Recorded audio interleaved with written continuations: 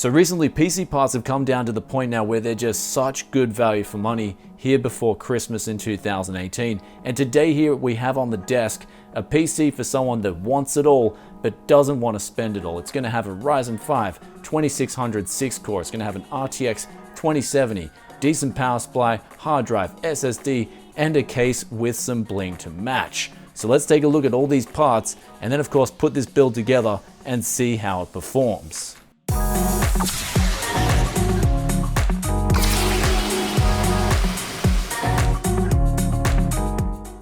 So going over the list of components going in this build, first up we have the Ryzen 5 2600 coming in at $169 US. If you're in Australia, $212 on sale. This is a 6-core 12-threaded processor, the latest from AMD. It's also overclockable and comes with an included CPU cooler that runs really well. Next up is Ddr4 Memory. We can currently get this for $109 for a 16GB kit. If you're in Australia, $164. Then we're going on to the case. That's the Deepcool Matrix 55.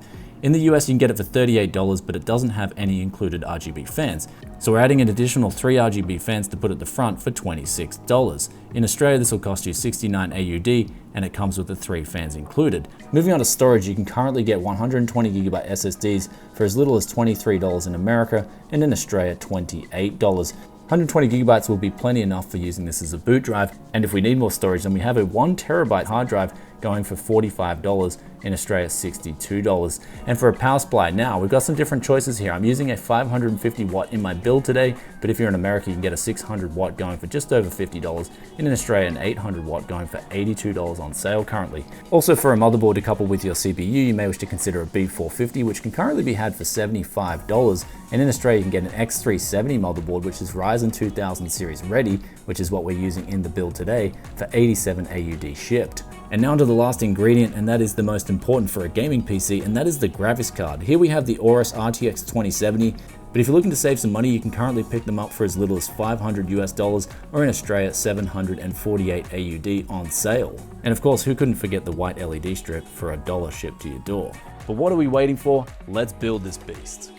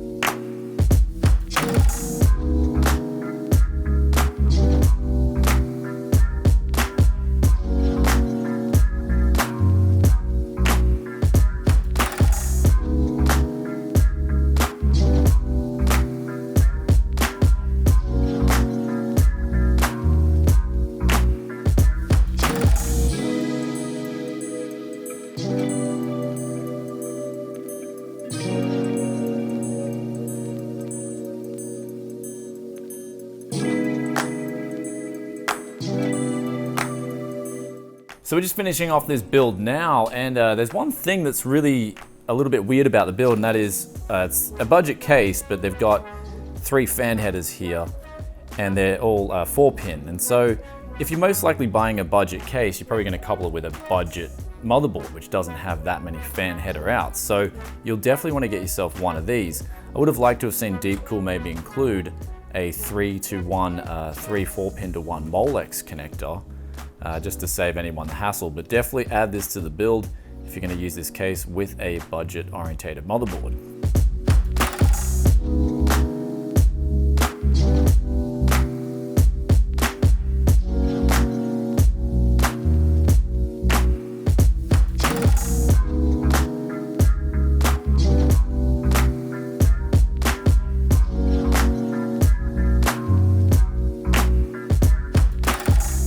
So we've just finished building in the Matrix 55, and I will give it some props to how easy it was to build in this thing. Very spacious at the back, no sharp edges so you won't risk cutting yourself, and the airflow at the front isn't too bad for 3 pre-included fans. Keep in mind, however, I do think the airflow kind of feels a little bit awkward. It doesn't feel like it's doing a proper push-pull for the front. But we'll talk a little bit more about this case and the build itself after we tune this CPU and also the memory. So if you're getting something similar to this, then you can get the best performance for your dollar. and then we'll also test some games.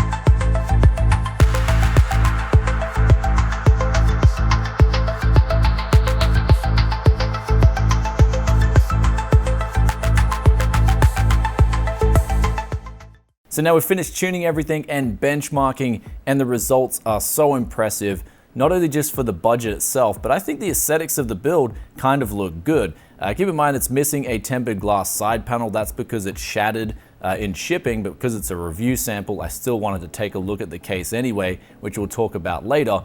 But here we've got the Ryzen 5 2600. It's overclocked to 4 GHz with the Race Stealth cooler, and it's performing so well. Also with the RTX 2070, we've overclocked that, and we've just got really good performance all around. 1440p ultra settings is absolutely no problems for this combination. If we want to drop it down to high settings, of course, we'll get even more FPS. When it came to Battlefield 5, we were playing some team deathmatch. I was getting over 100 FPS at 1440p with maxed out settings. We didn't bother turning on RTX just yet because the performance hit is just too much. Maybe after some more optimizations it'll run better, but we move over to Call of Duty Black Ops 4. That was a phenomenal experience too. Multiplayer was absolutely no problems for this rig yet again at 1440p ultra settings. And then we move over to Monster Hunter World, a game that's not really well optimized for PC, but it still ran really well. It was a smooth experience. So what you got here is something that not only represents phenomenal value for money in more of the high-end gaming scene, but also something that looks pretty decent as well. We've got 3 RGB fans at the front, we've got an LED strip in there, as well as a white fan at the back. Now, this build would have looked better had I not received a case minus the tempered glass side panel. If you guys didn't know what happened, I'll put the link up here, where essentially before I even opened the case, it was just shattered. And because it's a review sample and it was sent over from Taiwan, it's just too much of a time wasting and money wasting exercise for Deepcool to send us over another one. So I thought I'd do the review, even though the build would have looked better with that tempered glass panel on, of course, especially to disperse that white LED strip just hanging there. But in terms of the budget memory too, we got that up to 2800 megahertz in dual channel on this motherboard with CL18 timings, and it's not the best, but it's by far not the worst either. So if you can get this memory on a budget, you can get it to decent speeds. Of course, if you want a bit more performance, you can go for 3200 megahertz CL14 XMP timing memory, but that will set you back a little bit more money. So that upgrade is up to you if you wish to go with it. Depends on how long you want to keep this for. If you want to mix and match some parts, I'd probably go with the upgrade to the better memory. But if you're on a budget and you want to keep things strictly to budget, then the budget memory, if you got a bit of time to tune it, is definitely a decent option too. But also, if you're in the market to build a new PC, then I think now is a really good time. Ddr4 memories come down in price, crypto boom is over, so graphics cards have come down a lot in price.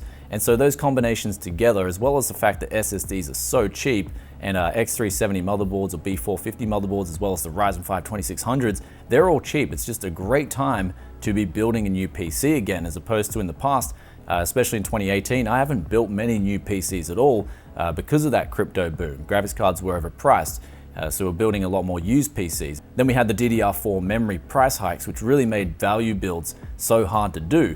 But coming up now before Christmas, it's just great value for money. At just over $1,000, this build screams price performance. And then also if you're in Australia, the pricing really isn't that bad at all. It's similar to the US pricing when we look at triple P terms, so you're not going to be getting ripped off, and there's certainly nothing to be mad about either. But now it's time to talk about the Deepcool Matrix 55 And after building in this thing, I can honestly say I'm pretty impressed with it for the money. I mean, there's a few little quirks. Of course, the shipping box that it comes in definitely could use an upgrade, as mine was shattered in shipping, and the box didn't look like it was banged up that bad either. And they were using pretty good tempered glass from what I could tell, but you get 3 RGB fans at the front if you get the RGB version, which in Australia at 69 AUD is definitely good value for money. It comes with pre-installed standoffs as well, which I do like because it saves me time if I'm building PCs.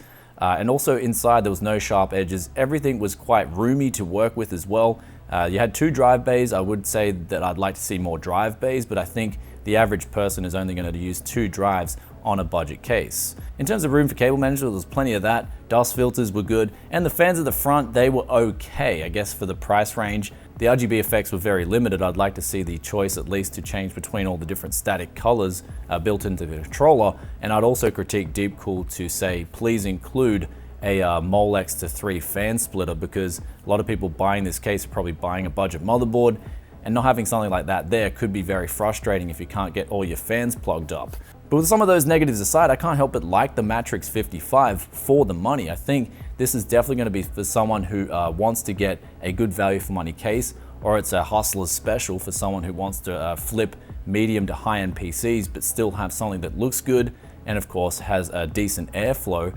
Even though the fans themselves weren't the best, and they're by far not anywhere near the best, they were much better than some of those options that just have 3 really weak fans in the front. So we'll do a decent job.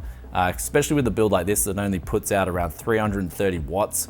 You're not going to have a problem at all, but keep in mind I couldn't test that properly because we don't have a side glass panel to put over it. But we're inside the games, the CPU and GPU temperatures are pretty good. And also another thing to keep in mind is it's 28 degrees ambient where I'm at the moment, and also I did overclock the CPU and the GPU quite aggressively, and everything still held up while we were playing games. Anyway guys, hope you enjoyed today's build. If you did, then be sure to hit that like button and let us know in the comment section below what you think of the Value 1K build. Love reading your thoughts and opinions as always. And of course that Ryzen 5 2600, I'm going to be making a separate video about it because Intel just really don't have anything like the i5 8400 for sale at the moment. So that's pretty much leaving free reign for Ryzen in terms of new price performance builds with this Ryzen 5 6-core. It's absolutely phenomenal value for money. I'm sort of waiting on Intel to release the i5 9400, but they're not doing that. So in the meantime, you've got no competition. AMD's just got free reign, absolutely phenomenal value for money, and I'll catch you in another tech video very soon. Peace out for now. Bye.